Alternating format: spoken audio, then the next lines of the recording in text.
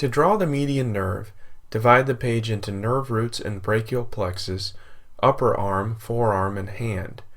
At the left-hand side of the page, underneath the brachial plexus segment, indicate that the lateral cord nerve roots are C6 and C7, which are mostly sensory, and that the medial cord roots are C8 and T1, which are mostly motor. Next, continue the line through the upper arm to the forearm. The median nerve does not innervate any of the muscles of the upper arm or provide any of its sensory coverage. Now draw the anterior interosseous nerve branch. Show it innervates the deep forearm muscle group derived from roots C7 to T1, which comprises flexor pollicis longus, pronator quadratus, and flexor digitorum profundus 2 and 3. To demonstrate the action of flexor pollicis longus, flex the distal interphalangeal joint of your thumb. It is the long flexor of the thumb in that it passes the metacarpal phalangeal joint to flex the interphalangeal joint. Then demonstrate that you use pronator quadratus to pronate your forearm with your elbow in flexion. The last muscle of this group, flexor digitorum profundus 2 and 3, flexes the distal interphalangeal joints of the second and third digits.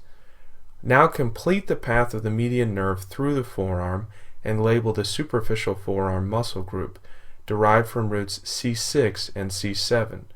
It comprises flexor carpi radialis, pronator teres, palmaris longus, and flexor digitorum superficialis. Flex your wrist in a radial direction to demonstrate the action of flexor carpi radialis.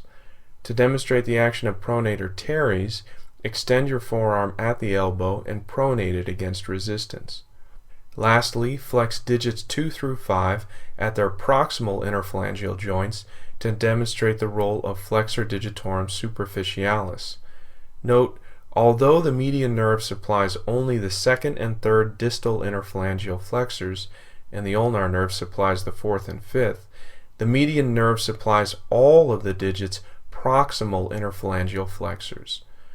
Next, draw the palmar cutaneous sensory nerve branch and then show the extension of the median nerve through the carpal tunnel into the hand.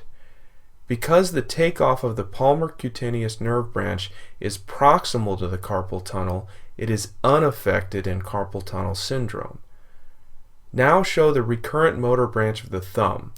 It supplies the median innervated thenar group, derived from roots C8 and T1. It comprises abductor pollicis brevis, opponens pollicis, and flexor pollicis brevis.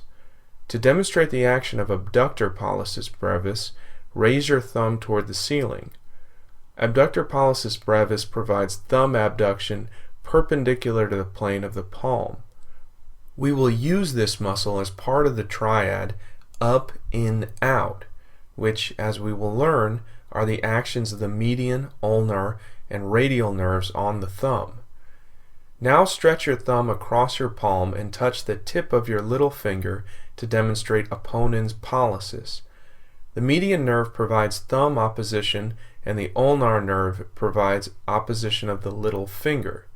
To demonstrate the action of flexor pollicis brevis, which provides flexion of the thumb at the metacarpal phalangeal joint, flex your thumb across your palm. Note, the muscle length is shorter, more brief than that of flexor pollicis longus, which acts at the more distal interphalangeal joint. The most distal median nerve group is the terminal motor group, which comprises the first and second lumbricals.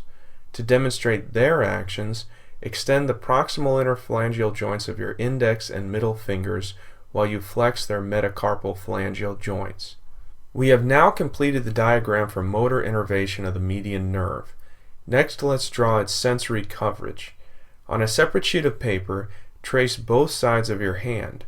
On the palm up tracing, square off the ball of the thumb to indicate the sensory coverage of the palmar cutaneous nerve, which is unaffected in carpal tunnel syndrome.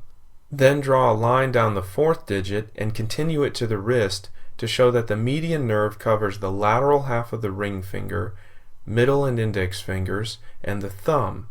On the palm down tracing, show that the median sensory coverage extends to the dorsal tips of the thumb, index and middle fingers, and lateral half of the ring finger. This completes our drawing of the median nerve.